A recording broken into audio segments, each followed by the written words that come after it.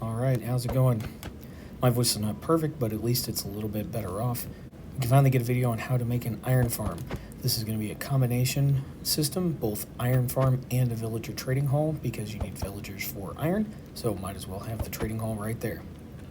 Now, the requirements for a villager trading hall, for an iron farm in Bedrock are a little different from Java, which is why a lot of systems won't work on Bedrock.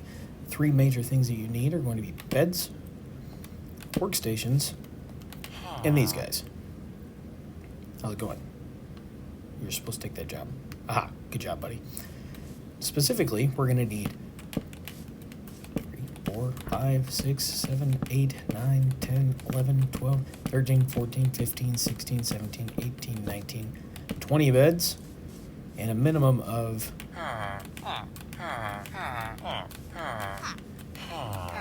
10 of these guys. Each one of them is going to have a workstation. They all have to be able to access their bed and their workstation at least 80% of the time in order to spawn iron golems. Additionally, an iron golem will spawn somewhere within a 17 by 13 by 17 volume of the center of a village. The center of a village is usually, in a constructed village, going to be the pillow of a bed that is the first one placed in the village, which means we have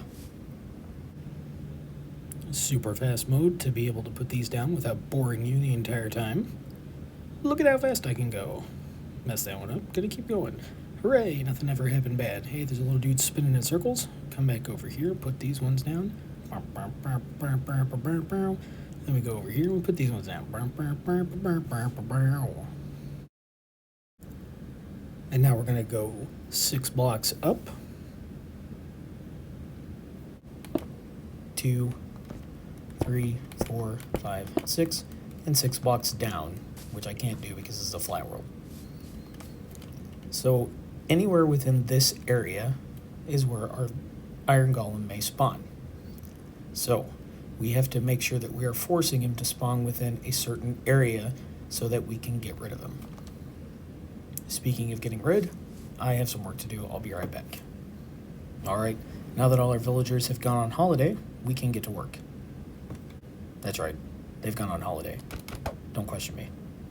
The two components of this system are going to be, 1, a place for villagers to, a place for iron golems to spawn, and 2, a thing to kill them. Oh, I'm on fire. The third component is a place for the villagers to hang out, which we'll get to in a moment. So, our killing floor. First, the area we want them to spawn is going to be 14 blocks by 10 blocks. You build a 14 by 10 rectangle, raise the perimeter by 1, and put a bucket of water in the 4 corners.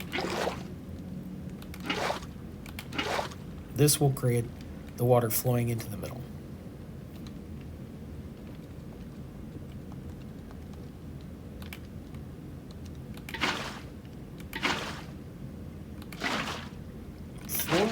And there we have water going into the middle. Inside this, we made a little tunnel coming down. We put 4 sides, 3 blocks up from our collection system that we're going to make. And that'll be 1, 2, 3, 4. And above that, 1 bucket of lava. The lava will not go through the sides. Below that, you can speed up the killing by putting 4 soul fires. These soul campfires actually cause more damage than regular campfires. Under that, you have very simple 4 hoppers going into a chest. Make sure they're all flowing into the chest. You can see the nozzles are pointing into each other and into the chest. Last component of this is a place for the golems to spawn. Okay, so golems can actually spawn on fences. So we're going to put 4 fences across this. We're going to make sure that we open them. This will now allow golems to spawn. Why did you open the other way? Why do you have to be the obstinate one? Thank you. Okay, this will allow golems to spawn. It doesn't actually matter if they're opposite. Ooh, can't see me. It doesn't matter if they're the same way or opposite ways. It just annoys me when one of them goes the other way.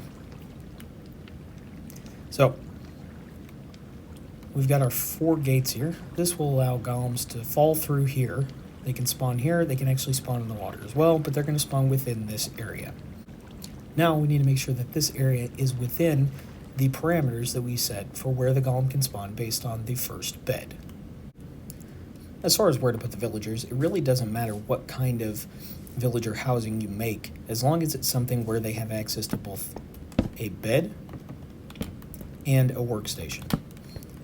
So what I do usually is have this little platform. It's 1, 2, 3, 4, 5 long, 1, 2, 3 across, and then 1, 2, 3, 4 tall with slabs on the top. Inside, we have 2 full blocks with a bed, a bottom slab, which is where the villager will be able to get up and stand, and then their workstation. Yeah, the workstation's facing backwards, but you have to put the workstation down after the villagers in there usually, and so it ends up facing backwards. I typically put a little torch in there to keep them from being afraid of the dark. And then a trapdoor to protect them from mobs, just in case anything breaks in here. On the top, we'll have slabs to keep anything from spawning on top of it. And then out here, I've just put up some little slab stairs, just because things can't spawn on those, and it will help to narrow the area where things can spawn to where we want them to. Now, fortunately for you, this is going to take a fairly amount of time to build all of these. And we're going to build them around the perimeter of that water rectangle, I guess, that we built earlier.